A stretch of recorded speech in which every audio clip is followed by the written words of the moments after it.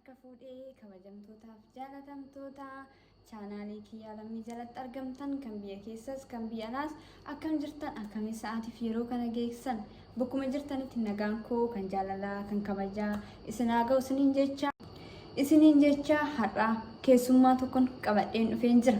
Keessummaan kunis keessummaa addaa, keessummaan baay'ee jaaladhu, baay'ee kabajuudha. Keessummaa kana wajjin jalqabaa hanga dhumaatti kan dhaggeeffattan yoo ta'e waa baay'ee hedduu irraa baranna. Anis akka naannootti sirraa qoradhetti akka ammas waa irraa hubadhetti waan baay'ee irraa baradheen jira. Kanaafuu isinis immoo irraa baradhettu jedheen qabadhee isinii dhufe. Kanaafuu jalqabaa hanga dhumaatti laayik sheer gochuudhaan warroonis addisii taatan maatii kootti dabalamuudhaan haga qophii kanaatti hanga dhumaatti nu hordofaa isiniin jedha. Egaa keessummaan kootis eenyudha? Asteer Caakkisoo jedhamti. Mana koo keessatti argamti. Mee amma kallattumaan gara gaafii dhufeetti osoo isiniin dabarsin ishiidhaan wal baradhaa isiniin jedha. Ishii kiyyaa galatoomii guddaa warri mana kiyyaa lammii jalatti argamtan nagaa jirtu akkam jirtu hadhaa keessummaa kiyyaa lammii ta'e mana isitti argameera.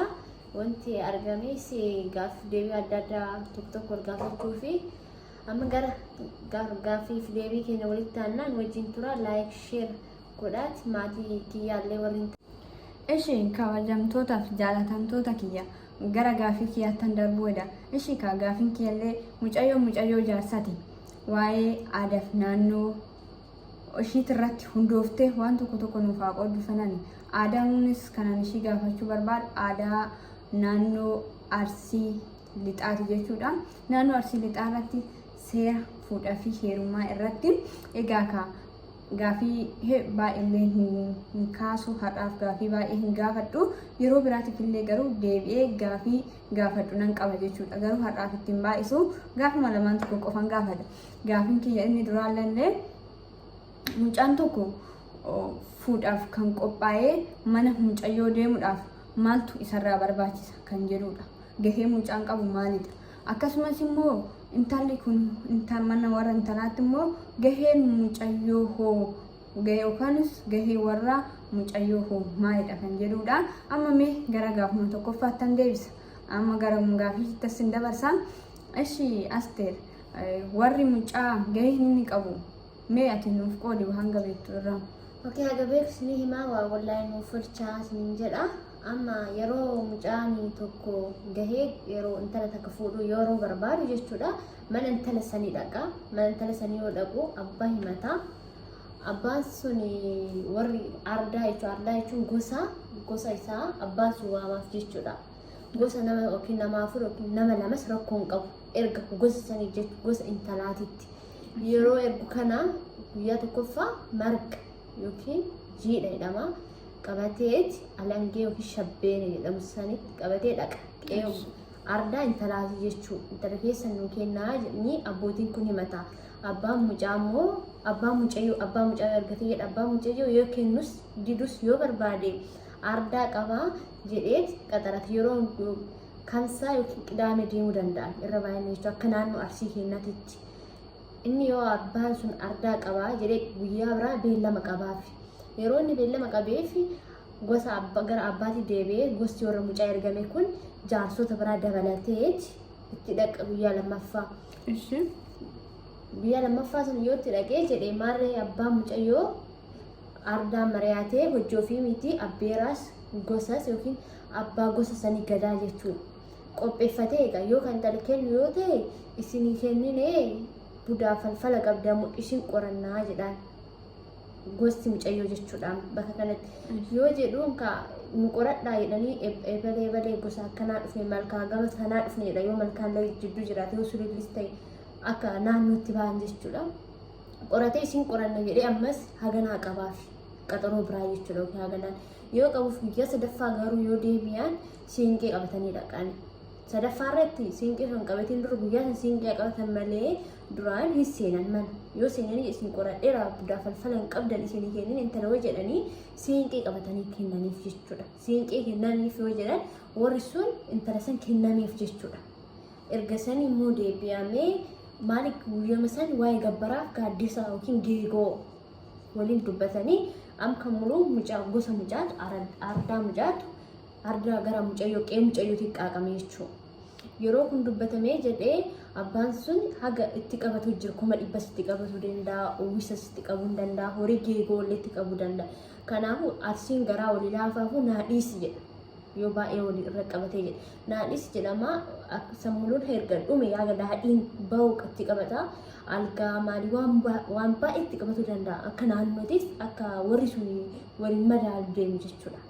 Akka naannoo sun ta'e warri haga qabeenya walii qaban duraa wal qoratanii irra waan ta'eef qorannoo irratti.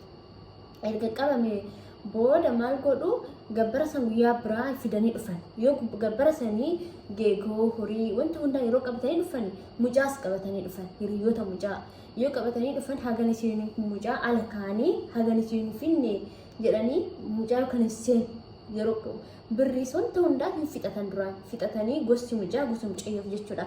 Fixatanii haga araaramanii jedhanii mucaa mana keessa dunkaana dhaabame isaan keessa sun ta'e mana keessa haadhatti uwwisaa abbaa haadhatti wal biratti uwwiseeti erga uwwisee jedhee dhungatee isaanis eebbisanii hin muudan bakka muudanii erga muudanii mucaan sun intala isaanii mucaanis akka intala isaanii ilaalan jechuudha muuda kanarratti erga muudamee dunkaanatti seenuu erga seenanii nyaata aadaa akka micciirraa akka caccabsaas akka marmarees nyaata aadaa Oromoo qophaa'aadha gara biddeenis hin qophaa'a garuu nyaanni Oromoo haga aannaniin itittuu aannaniitiin bahu uma qophaa'a erga kun qophaa'ee booda araaramanii fixatanii galan maari guyyaa gabbara mucaa fixatu maal jedha warri mucaas intala baraan gurguratamoo maal jedhuun yoo mucayyoo sun danda'e gurguratu yoo ta'e eessi gurguradha jedha nam gara mana ardaa gara mucayyoo deebinu jechuudha. Fixatan inni wanta hundaa fixate gabbarees gaaddisas geessee geegoo geessee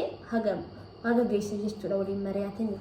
Erga kun dhumate hin danda'u yoo abbaan sun hin danda'a bara sii godha cidaa jedhuun gara mana mucayyoo deemuu jechuun gara gaafii kee lammaffaa irratti yeroo hin danda'u eeyyan sargiin godhamaafi. Garuu yoo abbaan sun hin dandeenye dirqamaatti godhuu qabu birraa naa dabarsii jedhee kadhataan. Yoo birraa garuu hin darbine warra mucayyooti akkuma mana mucaatii dee horiillee uwwisa qofa hafa. Horiinis geegoo hin kennuuf jechuudha. Haatis abbeeraanis horii sana erga kennanii fi haati immoo iqaa manaa meeshaa akka qodaa akka wanta hundaa meeshaa haadha qopheessaa abbaan illee warri bidilibsi intalaa uffate sun mucaa fidee intalaa bidilibsi qollee uffatee nama 10 ol uffachuu danda'anii warri sunillee bakka bidilibsi intala sana uffate maal fidaa fi geegoo horii fidaa fi handhuuraa mucayyoof jechuudha.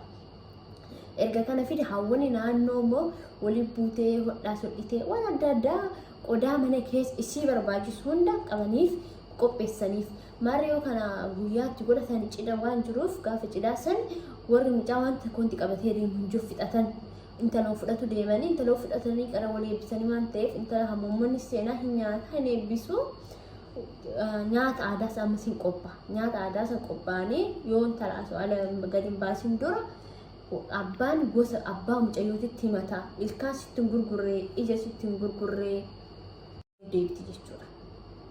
Kana fakkaataa marree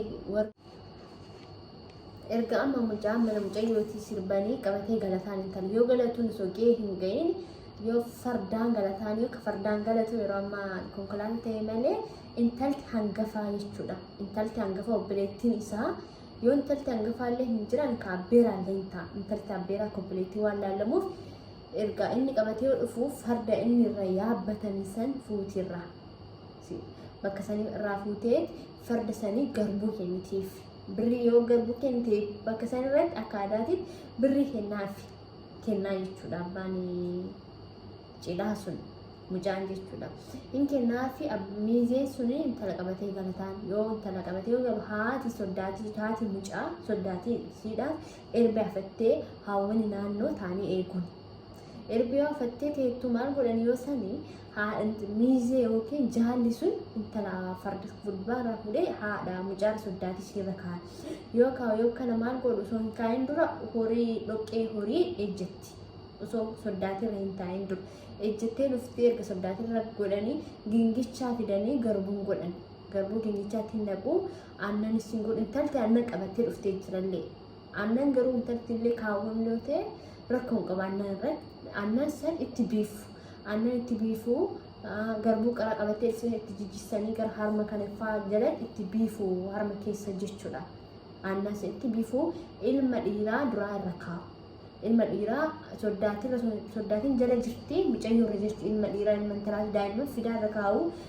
Haati soddaatiin itti biifaa san booda umrii hin deema itti biifanii jechuudha mucayyootti. Erga biifanii erga soddaatiin.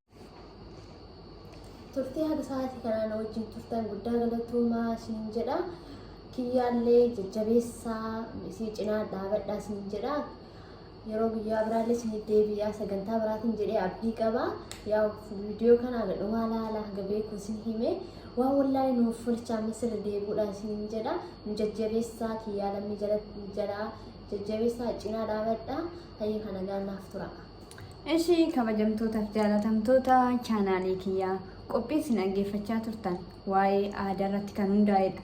Waa'een aadaa maalree haga beekturraa baay'ee isiniif qooddee jirti.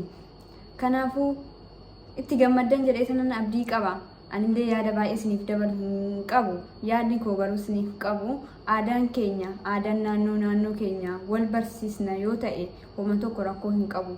Naannoon keenyaaf naannoo sun biraa wal fakkaata eessatti wal fakkaata eessatti garagara jennee walirraa barachuu fi kan wal fakkaatu akka wal fakkaatutti fudhannee kan waliif fakkaannes immoo wal irraa barannee aadaa keenya naannoo keenya yoo baranne kan ittiin boonnu ta'a. Kanumaaf yaada qophii kana qabadhee isinii dhufe yeroo biraallee hanga qophii biraatiin walitti deebinutti turtiin keessan turtii gaarii isiniif yaa ta'u.